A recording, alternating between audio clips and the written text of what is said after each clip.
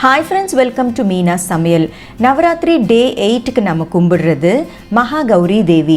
Maha Gowri Devi க்கு நம்ம செய்ய போற பிரசாதம் Samai Aval Kiwi Kesari. சாமையை இங்கிலீஷ்ல Little Millet அப்படின்ட்டு சொல்றோம்.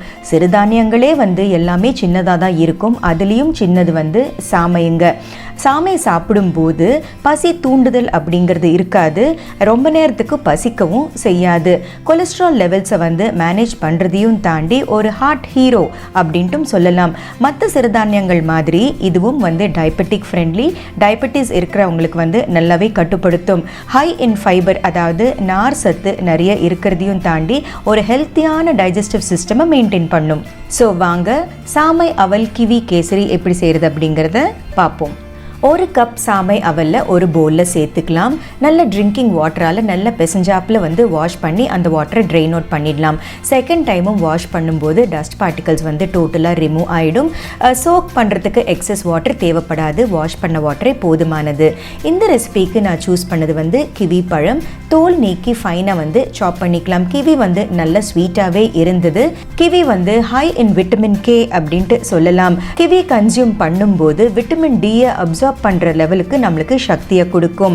ஹை சோர்ஸ் ஆஃப் பொட்டாசியம் இருக்கிறதையும் தாண்டி கிட்னி ஸ்டோன்ஸ் கியூர் பண்றதுக்கு ரொம்பவே ஹெல்ப் பண்ணும். ஒரு பேன்ல தேவையான அளவு நெய் சேர்த்து இதுக்கு நான் சூஸ் பண்ண நட் பிஸ்தாஷியோ ஃபைனா சாப் பண்ணி கோல்டன் ப்ரௌனா வறுத்து ஒரு பவுல்ல ட்ரான்ஸ்ஃபர் பண்ணிக்கலாம்.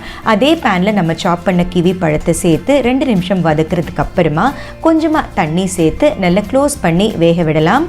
பழம் நல்ல சாஃப்டான பின்ன நான் இதுக்கு சூஸ் பண்ண ஸ்வீட்னர் கோகனட் சுகரும் கிவியும் நல்லா கலந்தாப்பில் மிக்ஸ் பண்ணதுக்கு அப்புறமா ஒரு சிட்டிகை உப்பு சேர்த்து நல்லா ஸ்டர் பண்ணி விட்டுக்கலாம். நல்ல கொதி வரட்டும் அண்ட் கிவியும் நல்ல சாஃப்டாக குக் ஆகட்டும். கன்சிஸ்டன்சி பாருங்கள் எந்த அளவுக்கு சாஸியாக இருக்குது. இந்த கன்சிஸ்டன்சி வந்த பிறகு நம்ம ஊற வச்ச சாமை அவலை சேர்த்து நல்லா ஸ்டர் பண்ணி விட்டுக்கலாம். சாமை அப்படிங்கிறது ரொம்ப சின்ன சைஸில் இருக்கிறதுனால அவலும் ரொம்ப சாஃப்டாக ஃப்ளேக்கியாக இருந்தது. கிவி பழத்தோடு சேர்ந்து அந்த கோகனட் சுகருடைய ஃப்ளேவரும் ரொம்ப நல்லா இருந்தது. ஓரளவுக்கு நல்ல கன்சிஸ்டன்சி வந்த பிறகு நம்ம ஏற்கனவே வறுத்து வச்சிருந்த பிஸ்தாஷியோ பருப்பை சேர்த்து 1 டேபிள் ஸ்பூன் அளவு நெய்யும் சேர்த்து நல்லா ஸ்டர் பண்ணி விட்டுக்கலாம். அவ்வளோதான், நம்ம சாமை அவல் கிவி கேசரி இஸ் ரெடி. ஒரு பவுலில் நெய் தடவி கேசரி அதில் நல்லா ப்ரெஸ் பண்ணிவிட்டு அதுக்கப்புறமா டீமோல்ட் பண்ணும்போது அழகாக டீமோல்ட் ஆகுது பாருங்கள். அவ்வளோதான், நம்ம சாமை அவல் கிவி கேசரி இஸ் ரெடி. இந்த கேசரியை டேஸ்ட் பண்ணும்போது ரொம்ப டேஸ்டியாக இருந்தது. கண்டிப்பாக நீங்களும் ட்ரை பண்ணி பாருங்கள். நாளைக்கு மீண்டும் ஒரு இன்ட்ரெஸ்டிங்கான மில்லட் ரெசிபியோட உங்களை சந்திக்கிறேன். ஸோ மீனா சமையலை பாருங்கள், லைக் ஷேர் சப்ஸ்கிரைப் பண்ணுங்கள். பாய்.